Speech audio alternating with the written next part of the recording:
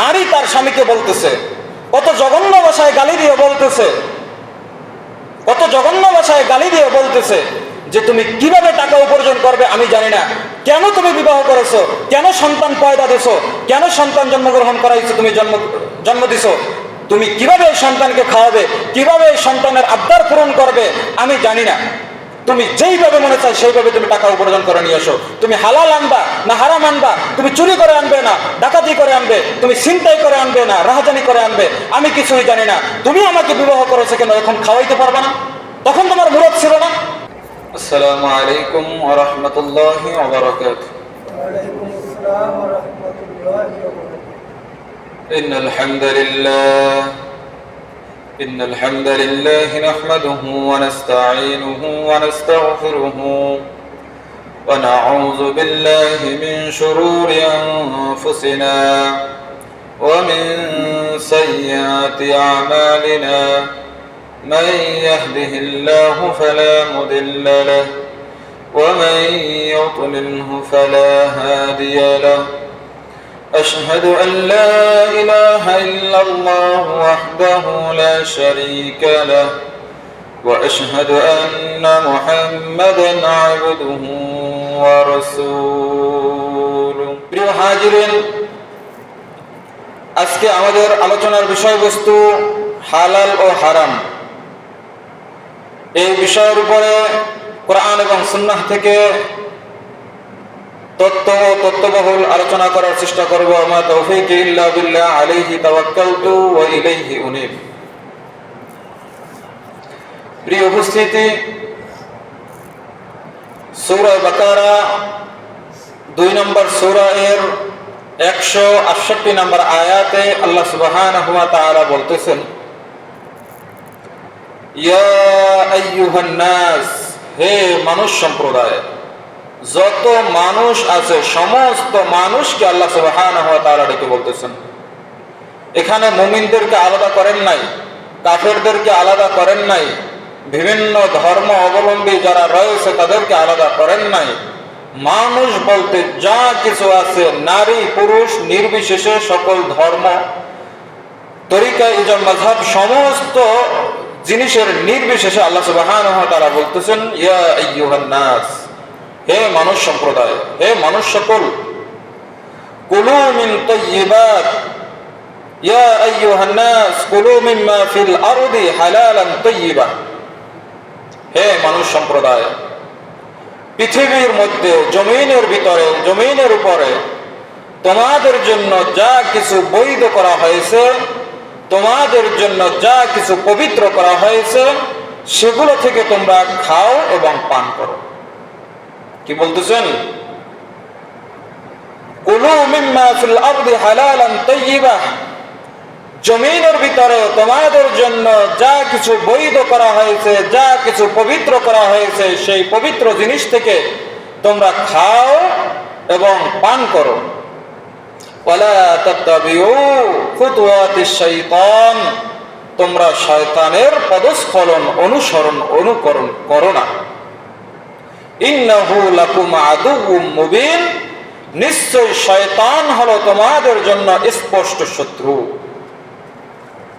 আল্লাহ তাআলা আমাদেরকে, পৃথিবীর সমস্ত মানুষদেরকে বলতেছেন, জমিনের ভিতরে যে বস্তুগুলো হালাল, যে বস্তুগুলো পবিত্র, সেগুলো তোমরা খাও, সেইগুলো তোমরা পানাহার করো, এবং তোমরা ওয়ালা তাত্তাবিউ খুতুওয়াতিশ শাইতান, তোমরা শয়তানের পদস্খলন অনুকরণ করো না।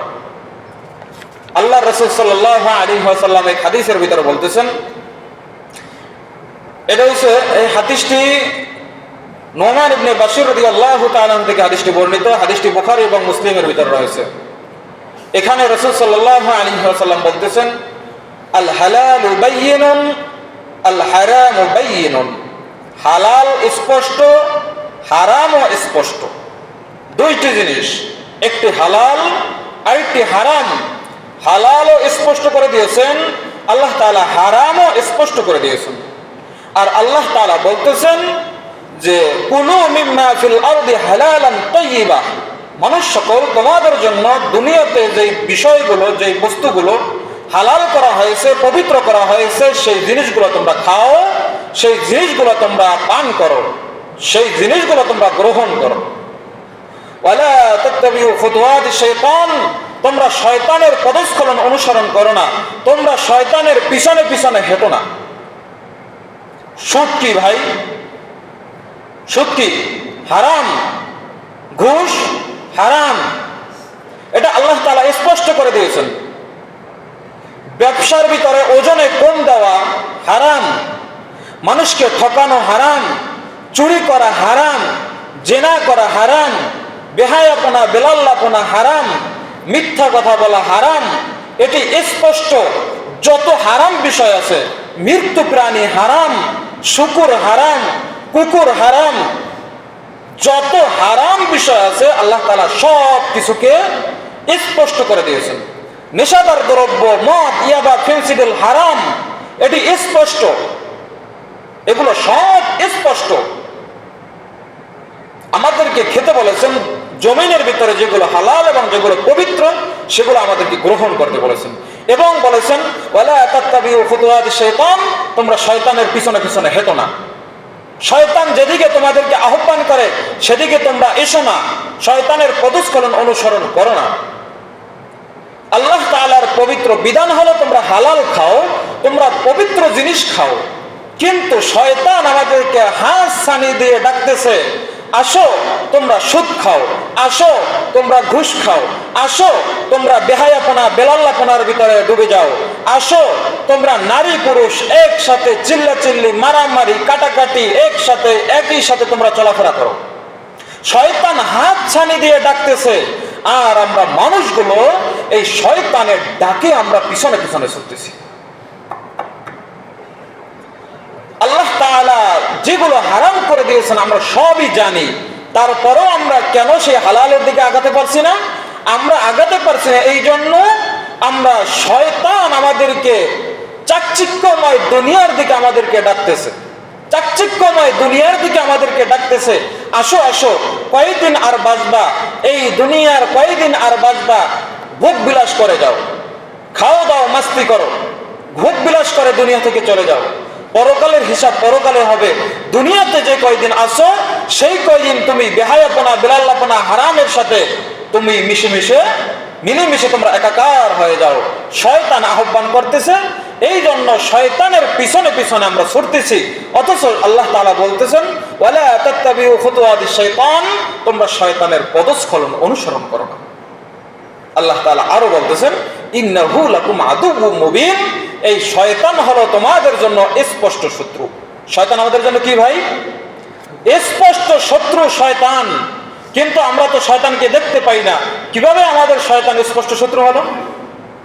ওই যে আপনি জানেন আল্লাহ তাআলা এই বস্তুগুলো হারাম করে দিয়েছে, তারপরেও যে আপনি শয়তানের পিছনে পিছনে হেঁটে শয়তানের পদস্খলন অনুসরণ করে ওই হারাম বিষয়গুলো আপনি অন্বেষণ করতেছেন, হারাম বস্তুগুলো, হারাম খাবারগুলো, হারাম পানীয়গুলো আপনি ভক্ষণ করতেছেন, আপনি পান করতেছেন। আল্লাহ কোরআনে স্পষ্ট বলেছেন এইগুলো হালাল, এইগুলো হারাম। শয়তান আমাদের দু চোখের ভিতরে ধুলা ছিটিয়ে দিয়ে বলতেছে যে না, কয়দিন আর বাঁচবা এই দুনিয়াতে, খাও দাও মস্তি করো, তারপরে এই দুনিয়া থেকে চলে যাও। শয়তান এই দিকে আমাদেরকে হাতছানি দিয়ে ডাকতেছে। এই যে আহ্বানটি সূরা বাকারার 168 নম্বর আয়াত, এখানে আল্লাহ তাআলা পৃথিবীর সমস্ত মানুষকে ডেকে এই আহ্বান করেছেন, এবং সূরা বাকারার 172 নম্বর আয়াতে স্পেশালি মুমিনদেরকে ডেকে বলতেছেন, যারা মুমিন, যারা মুত্তাকি, যারা পরহেজগার, যারা মুমিনা, তাদেরকে ডেকে আল্লাহ তাআলা বলতেছেন ইয়া আইয়ুহাল্লাযীনা আমানু, হে ঈমানদারগণ, তোমরা যারা ঈমান এনেছো, কুলু মিন তাইয়্যিবাতি মা রাযাকনাকুম, তোমরা খাও এবং পান করো, কুলু মিন তাইয়্যিবাতি মা রাযাকনাকুম, তোমাদের যা রিজিক দেওয়া হয়েছে সেখান থেকে, তোমাদের যা রিজিক দেওয়া হয়েছে সেখান থেকে তোমরা তাইয়্যিবাত পবিত্র জিনিস, হালাল জিনিসটা খাও, তোমরা হারামকে পরিহার করো।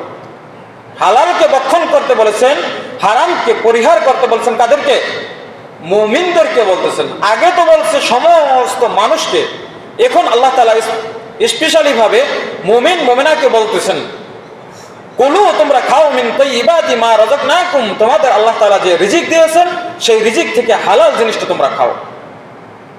আল্লাহ তাআলা আরো বলতেছেন ওয়াশকুরু লিল্লাহ, এই খাওয়ার পরে পানাহার করার পরে তোমরা আল্লাহ তাআলার শুকরিয়া আদায় করো।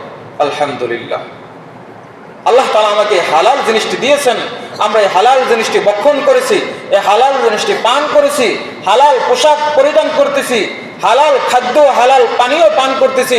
আলহামদুলিল্লাহ, আল্লাহ তাআলা হালাল বস্তু খাওয়ার পরে তিনি কি করতে বলতেছেন? ওয়াশকুরু লিল্লাহ, তোমরা আল্লাহ তাআলার শুকরিয়া আদায় করো। তারপরে আল্লাহ তাআলা বলতেছেন ইন কুনতুম ইয়্যাহু তা'বুদুন, তারপরে তোমরা আল্লাহ তাআলার ইবাদত করো। আল্লাহ তাআলার ইবাদত করতে বলেছেন কি খাওয়ার পরে? হালাল জিনিস খাওয়ার পরে আল্লাহ তাআলার ইবাদত করতে বলেছেন, এবং খাওয়ার পরে আল্লাহ তাআলার শুকরিয়া আদায় করতে বলেছেন। শুকরিয়া আদায় করার পরে তোমরা আল্লাহ তাআলার ইবাদত করো। আল্লাহ তাআলার ইবাদত করতে হবে হালাল বস্তু খেয়ে, হালাল পোশাক পরে, হালাল জীবিকা নির্বাহ করে, হারাম পর্যায়ে গিয়ে নয়। প্রিয় উপস্থিতি, সূরা মুমিনুন এর 51 নম্বর আয়াতে আল্লাহ সুবহানাহু ওয়া তাআলা নবীদেরকে বলতেছেন ইয়া আইয়ুহার রাসূল, সমস্ত রাসূলকে ডেকে বলতেছেন কুলু মিন তাইয়্যিবাত, তোমরা পবিত্র জিনিস থেকে খাও। মানুষদেরকে বলতেছেন পবিত্র জিনিস থেকে খাইতে, মুমিনদেরকে বলতেছেন তোমরা পবিত্র জিনিস থেকে খাও পান করো, এবং স্পেশালি নবীদেরকেও বলতেছেন কুলু মিন তাইয়্যিবাত, তোমরা পবিত্র জিনিস থেকে খাও এবং পানাহার করো। তারপরে ওয়ালামু সালিহা, এবং তোমরা আমলে সালেহ করো, সৎ আমল করো, উত্তম জিনিস হালাল জিনিস ভক্ষণ করো। তারপরে তোমরা সালেহা আমালান সালেহা, তোমরা আমলে সালেহ করো। তারপরে বলতেছে ইন্নী বিমা তা'মালুনা আলিম, তোমরা যা করো সে সম্পর্কে আমি অবগত। তোমরা যেই কাজ করোই না কেন সে সম্পর্কে আমি জানি। তোমরা হালাল ভক্ষণ করতেছো না হারাম ভক্ষণ করতেছো, তোমরা কি উপার্জন করতেছো, হালাল পর্যায়ে উপার্জন করতেছো না হারাম পর্যায়ে উপার্জন করতেছো, এগুলো সব কিছুই আমি জানি। আমি দেখি, সামিউন বাসীর, আল্লাহ তাআলা সব কিছু দেখেন, আল্লাহ তাআলা সব কিছু শোনেন। এমনকি আমাবস্যার রাতে কালো পাথরের উপর কালো পিপিলিকা যদি হেঁটে যায়, এই পিঁপড়ার পায়ের আওয়াজ আল্লাহ সুবহানাহু ওয়া তাআলা শুনতে পায় এবং তিনি সেটা দেখতেও পান। সুবহানাল্লাহ। তাহলে আমরা সাধারণভাবে যদি কোনো দোকানে, কোনো বাজারে, কোনো ঘরের ভিতরে যদি সিসিটিভি থাকে, সিসি ক্যামেরা থাকে, তাহলে সেখানে আমরা অন্যায় কাজ করতে ভয় পাই, তাই না ভাই? যেখানে সিসিটিভি থাকে, যেখানে সিসি ক্যামেরা থাকে, সেখানে আমরা অন্যায় কাজ করতে ভয় পাই। অথচ আল্লাহ তাআলা নিজেই বলতেছেন যে আমি হলাম সব কিছু শুনি এবং সব কিছু দেখি। তারপরেও আমরা সর্ব অবস্থায় আল্লাহ তাআলার সম্মুখে আছি, আল্লাহ তাআলা আমাদেরকে পরিবেষ্টন করতেছেন। তারপরে আমরা কত অন্যায়, কত বেহায়াপনা, কত বেলাল্লাপনা, কত গর্হিত কাজ আমরা করতেছি। হে আল্লাহ, আপনি আমাদেরকে ক্ষমা করে দিন। আল্লাহুম্মা আমিন। প্রিয় উপস্থিতি, এবারে হাদিসে আসি। সহিহ মুসলিমের একটি হাদিস রয়েছে এবং মিশকাতুল মাসাবির হাদিস নাম্বার 2760 নম্বর হাদিস। সেখানে রাসূল সাল্লাল্লাহু আলাইহি ওয়াসাল্লাম বলতেছেন, হাদিসটি আবু হুরায়রা রাদিয়াল্লাহু তাআলা আনহু থেকে বর্ণিত। রাসূল বলতেছেন ইন্নাল্লাহা তাইয়্যিবুন লা ইয়াকবালু ইল্লা তাইয়্যিবান, নিশ্চয়ই আল্লাহ তাআলা পবিত্র, তিনি পবিত্র ছাড়া গ্রহণ করেন না। আল্লাহ তাআলা হলেন পবিত্র, তিনি হালাল ছাড়া গ্রহণ করেন না। এখন আমাদের কি হালাল খেতে হবে না হারাম খেতে হবে? হালাল খেতে হবে আমাদেরকে। হারাম থেকে আমাদেরকে দূরে থাকতে হবে, অন্যায় অশ্লীল কাজ থেকে আমাদেরকে দূরে থাকতে হবে। আল্লাহ তাআলা আমাদের দিনের সঠিক বোঝ দান করুন। আল্লাহুম্মা আমিন। প্রিয় উপস্থিতি, এই হাদিসের শেষের অংশে রাসূল সাল্লাল্লাহু আলাইহি ওয়াসাল্লাম একটি ঘটনা বলতেছেন যে কোনো এক ব্যক্তি দূর দূরান্ত থেকে সফর করে আসছে। অনেক দূর থেকে সফর করে আসার পরে তার চুলগুলো এলোমেলো, তার দাড়িগুলো এলোমেলো, ধুলো মিশ্রিত অবস্থায় আছে। এই অবস্থায় সে তার দু হাত আকাশের দিকে উঠিয়ে বলতেছে, ইয়া রব, ইয়া রব, ইয়া রব, হে আমার প্রভু, হে আমার প্রভু, হে আমার প্রভু। এই বলে ওই লোক আল্লাহ সুবহানাহু ওয়া তাআলার কাছে দোয়া করতেছেন। রাসূল সাল্লাল্লাহু আলাইহি ওয়াসাল্লাম বলতেছেন, কিন্তু তার খাদ্য হারাম, তার পানীয় হারাম, তার পোশাকও হারাম, তার জীবিকা নির্বাহ হলো হারাম, এই অবস্থায় তার দোয়া আল্লাহ সুবহানাহু ওয়া তাআলা কিভাবে গ্রহণ করবেন? তার সবকিছুই হারাম। সে অনেক দূর দূরান্ত থেকে সফর করে আসছে, কাতর অবস্থায়, ক্লান্ত অবস্থায় আল্লাহ তাআলার কাছে দোয়া করতেছে, অথচ সে যেগুলো খাইতেছে সেগুলো হারাম, যেগুলো পান করতেছে সেগুলো হারাম, তার পোশাক যেগুলো আছে সেগুলো হারাম, সে যেভাবে জীবিকা নির্বাহ করে, রুজি রোজগার যেভাবে কামাই করে সেটাও হারাম। আল্লাহ রাসূল বলতেছেন তার দোয়া আল্লাহ তাআলা কিভাবে কবুল করবেন, কিভাবে গ্রহণ করবেন? আপনারা যারা ঘুমাচ্ছেন একটু জেগে ওঠেন, যারা ঘুমাচ্ছেন একটু জেগে ওঠেন, ঘুমায়েন না। এবং যারা ঘুমাচ্ছেন একটু লড়ে চড়ে বসেন, জায়গা পরিবর্তন করে বসেন, ঘুম ভেঙে যাবে ইনশাল্লাহ। একটু লড়ে চড়ে বসেন। প্রিয় হাজিরিন, যে কথা বলতেছিলাম যে ওই ব্যক্তি আল্লাহর কাছে এসে দোয়া করতেছে, অথচ রাসূল বলতেছে তার পোশাক হারাম, তার খাদ্য হারাম, তার পানীয় হারাম, তার উপার্জন যেগুলো করে সেগুলোও হারাম। আল্লাহ তাআলা তার দোয়া কিভাবে কবুল করবেন? আমরা কিভাবে ব্যবসা বাণিজ্য করি আমরা নিজেরাই জানি। আমি কি মানুষকে ওজনে কম দিচ্ছি, না বেশি দিচ্ছি, না সমান সমান দিচ্ছি, এটা আমি নিজে জানি। আমি ব্যবসায়ী, আমি নিজে জানি। আমি মানুষের সাথে মিথ্যা কথা বলে ব্যবসা করতেছি কিনা এটা আমি নিজে জানি।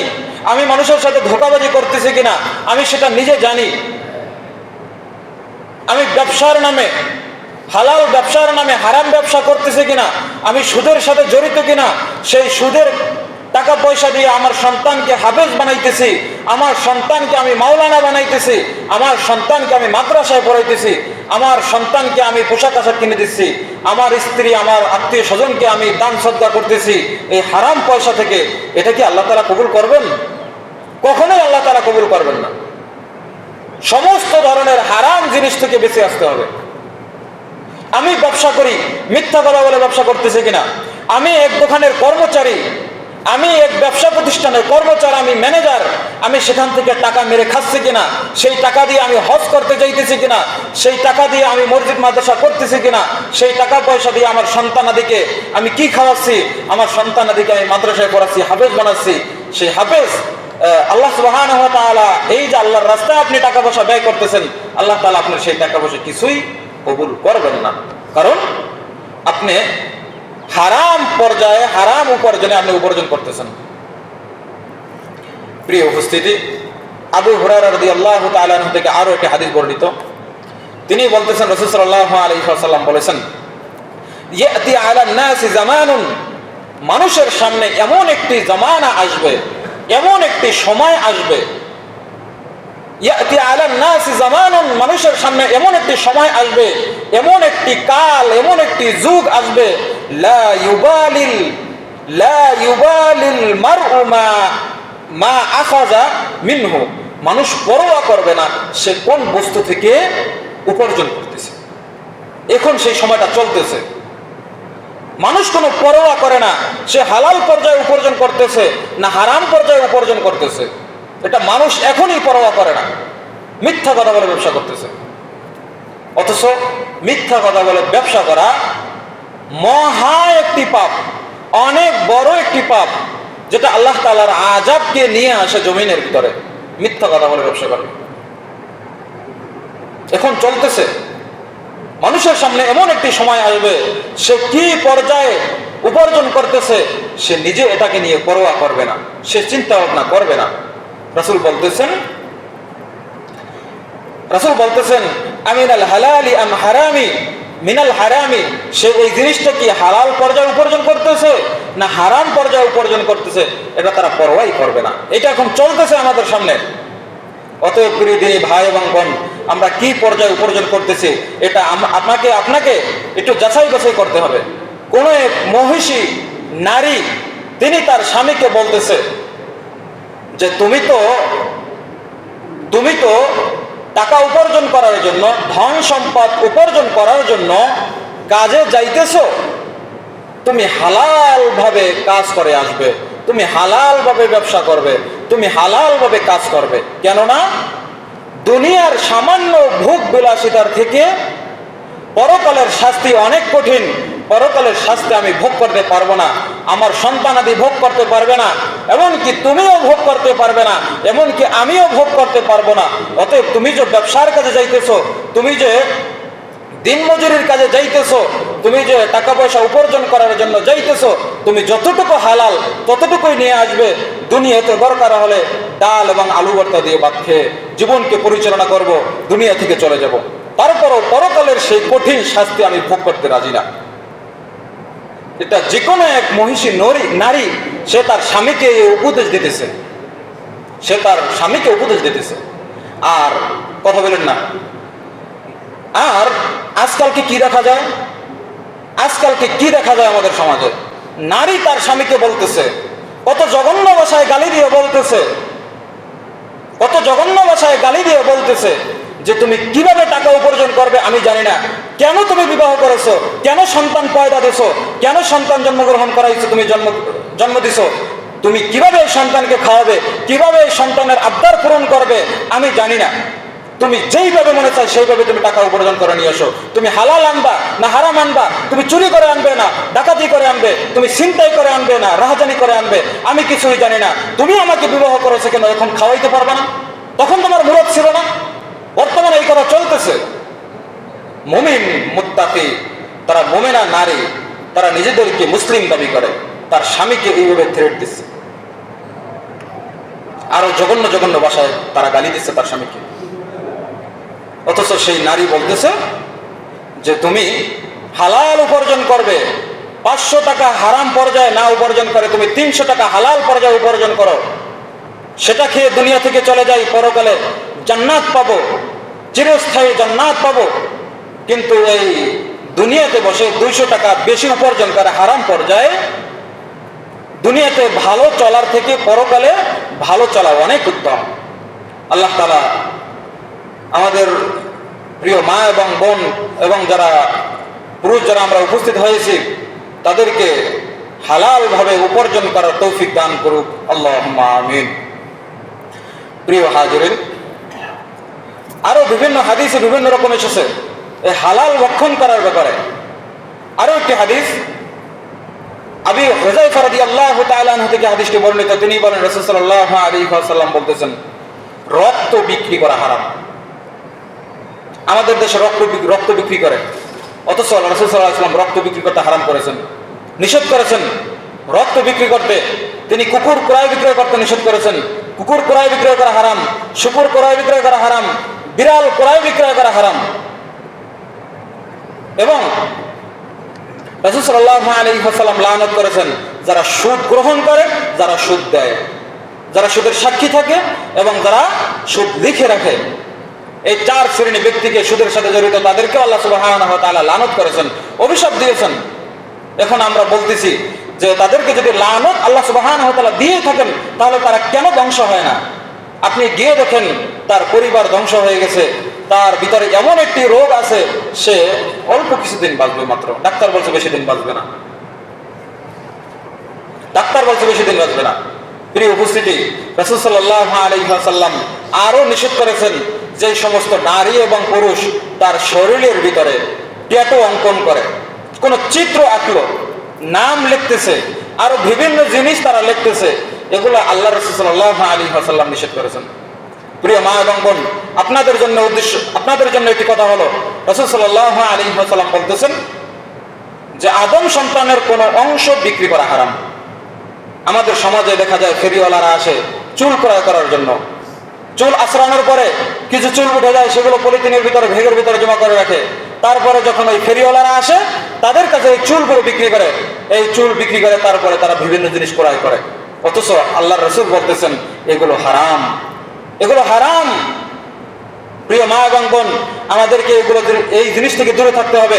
আপনার চুল উঠেছে, আপনি সেগুলোকে গর্ত করে আপনার বাড়ির পিছনে একটা পুঁতে রাখেন একটা জায়গায়, আপনি ওগুলো বিক্রি করে খাইয়েন না।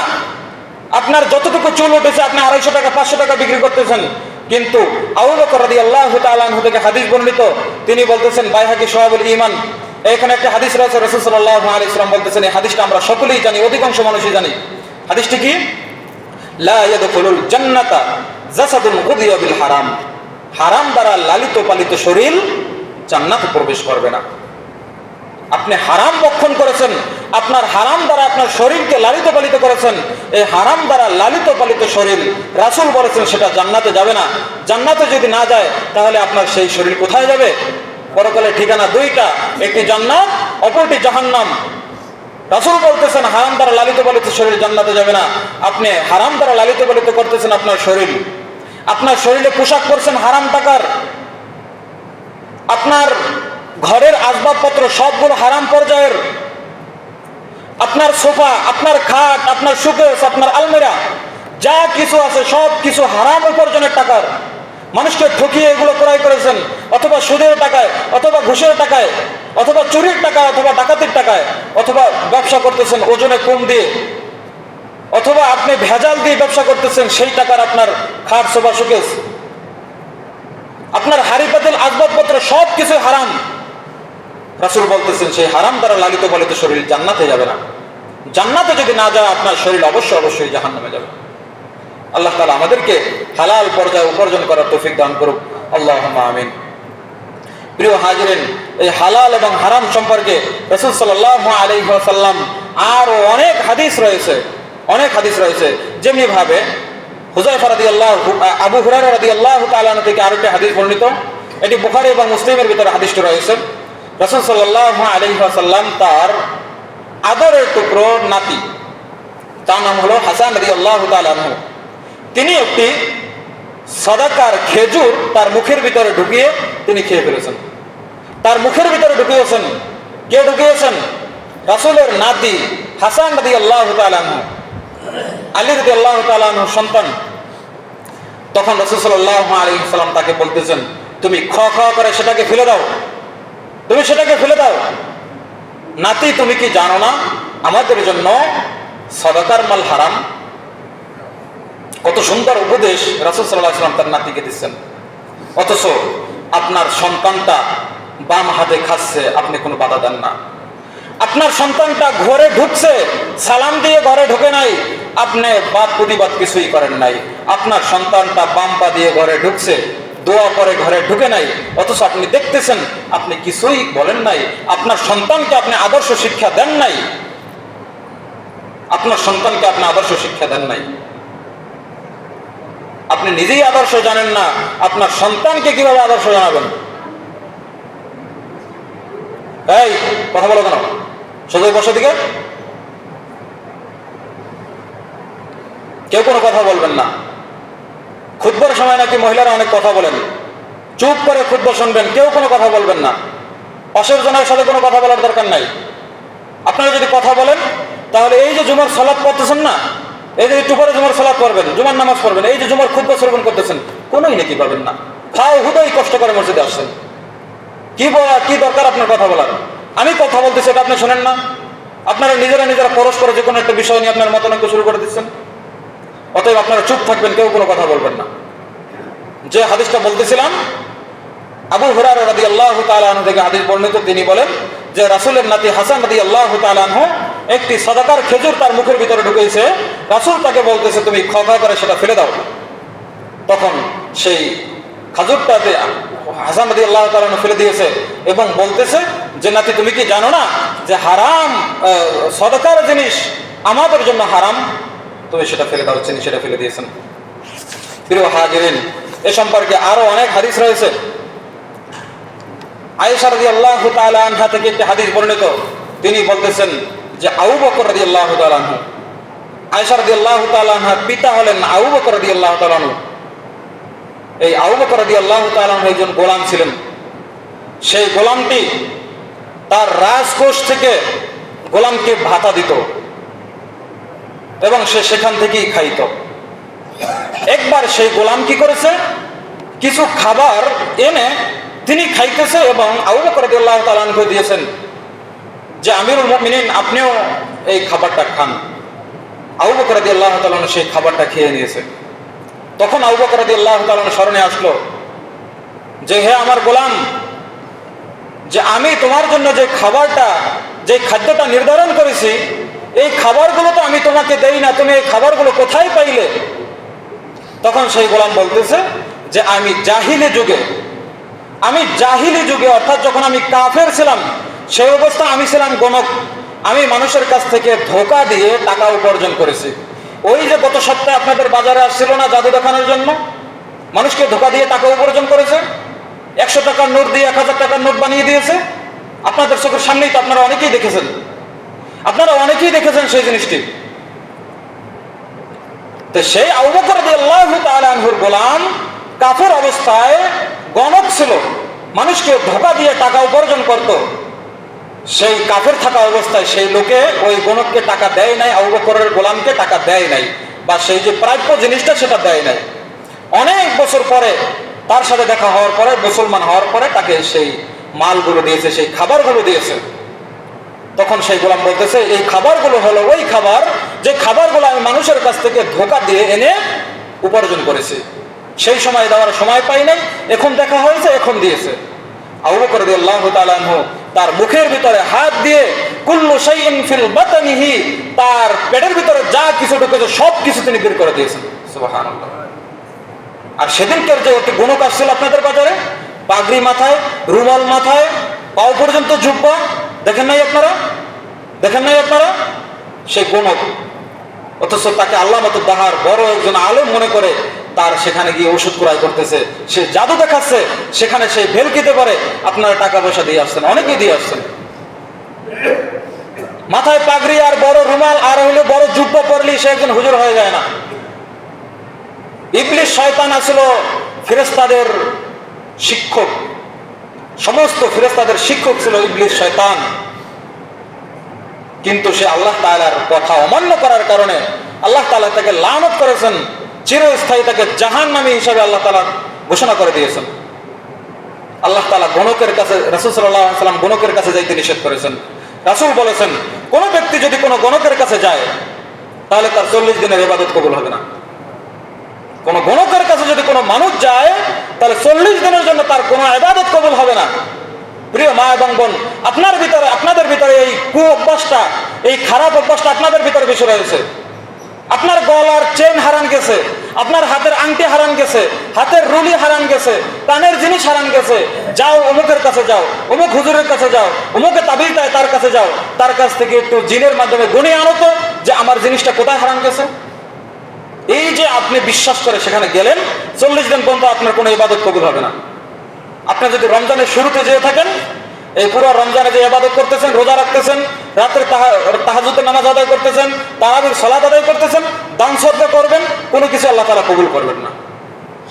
প্রিয় উপস্থিতি, এই জন্য আমাদেরকে হালাল জিনিস ভক্ষণ করতে হবে, হালাল পর্যায়ে আমাদের জীবিকা নির্বাহ করতে হবে, হালাল পর্যায়ে আমাদের ব্যবসা করতে হবে। যত ধরনের হারাম আছে সমস্ত ধরনের হারাম থেকে বিরত থাকতে হবে। যেমনি ভাবে আমরা চোর বলি কাদেরকে, যারা কন্ট্রাক্টদারি করে তাদেরকে আমরা চোর বলি না। এই রাস্তা ঢালাই দেয়, হাফ ইঞ্চি ঢালাই দেয়, এই বাচ্চা পোলাপান হাত দিয়ে ঠেলা দিলেই ঢালাইগুলো উঠে যায়, আছে না? আমরা তো তাকে চোর বলতেছি, ওই ইঞ্জিনিয়ারকে চোর বলতেছি। ওই ইঞ্জিনিয়ার, ওই কন্ট্রাক্টদার বা ওই যে ঠিকাদার, সে তো চোরই। তবে যারা লেবারি করে রাস্তায়, কন্ট্রাক্টদার যদি না থাকে, সে রাস্তার পাশে যে বসে থাকে, সেও চোর।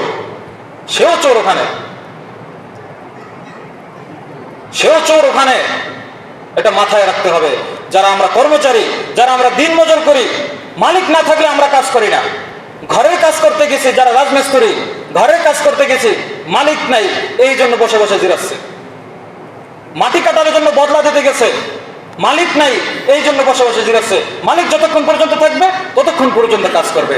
আপনি বলতেছেন আমার মাথার ঘাম পায়ে ফেলে হালাল উপার্জন করতেছি, আপনি যে ওই মালিককে ধোঁকা দিয়ে আপনি যে বসে আছেন, আপনার এই টাকাটা কি হালাল হলো? আপনার এই টাকাটা হালাল হলো না। আপনি রাজমিস্ত্রি করতে গেছেন, কাঠ মিস্ত্রি, আপনি কাঠের ঘর উঠতে গেছেন, আপনি সেখানে গিয়ে ওই মালিককে ধোঁকা দিচ্ছেন। আল্লাহ তাআলা আমাদেরকে দিনের সঠিক বুঝ দান করুক এবং হালাল পর্যায়ে উপার্জন করার তৌফিক দান করুক। আল্লাহুম্মা আমিন। ওয়া আখিরু দাওয়ানা আলহামদুলিল্লাহি রাব্বিল আলামিন।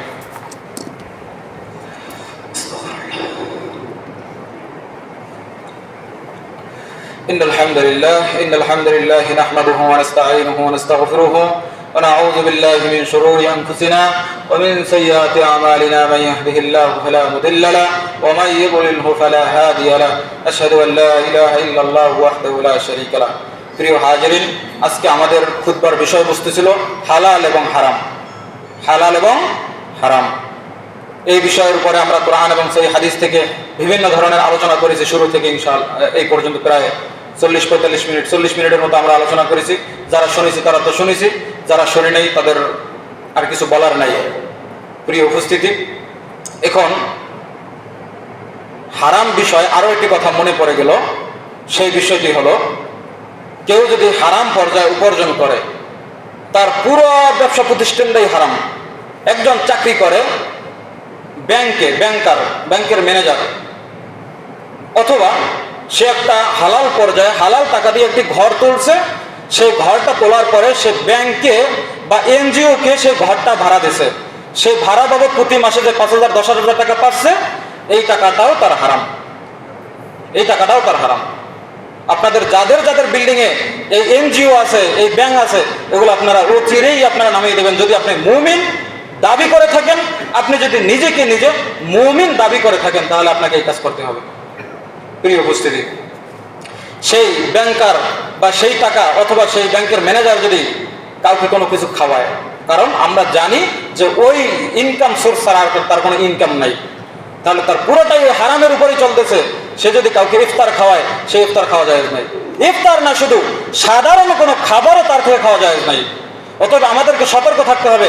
আমরা সকলেই এলাকার মানুষ, আপনারা সকলেই এলাকার মানুষ, আমি বিদেশি মানুষ, আমি জানি না কে কে হারাম পর্যায়ের সাথে জড়িত আছে, আপনারা ভালো করেই জানেন। অতএব আপনাদেরকে একটু সতর্ক হতে হবে, কারা এই পর্যায়ে উপার্জন করতেছে এবং কারা এই দান সদকাগুলো করতেছে, তাদের থেকে আমাদেরকে বিরত থাকতে হবে। এবং রাসূল সাল্লাল্লাহু আলাইহি সাল্লাম আরো একটি কোরআনের ভিতরে আয়াত রয়েছে এবং হাদিসের ভিতরে, অসংখ্য হাদিসের ভিতরে রয়েছে, গান বাজনা কি হালাল না হারাম? হারাম। এইগুলো যারা ব্যবসা করে হারাম। রাসূল বলতেছেন, কেউ যদি নর্তকী অর্থাৎ ড্যান্স করে, নাচে এবং গিয়ে টাকা উপার্জন করে, তার পুরোটাই হারাম। এবং এগুলোর যারা ব্যবসা করে, পুরোটাই হারাম। এখন আমাদেরকে সতর্ক হতে হবে যে এই সব ব্যবসা কারা করে, সুদের সাথে কারা জড়িত, ঘুষের সাথে কারা জড়িত, যারা এই যে হারাম পর্যায়ে তার পুরো জীবনকে পরিচালনা করতেছে, কারা কারা এর সাথে জড়িত, আমাদেরকে সেই সমস্ত ওই সমস্ত ব্যবসায়ীদের থেকে আমাদেরকে দূরে থাকতে হবে। ওই সমস্ত ব্যবসায়ীদের থেকে আমাদেরকে দূরে থাকতে হবে। আল্লাহ তাআলা আমাদের কবুল করুক। আল্লাহুম্মা আমিন।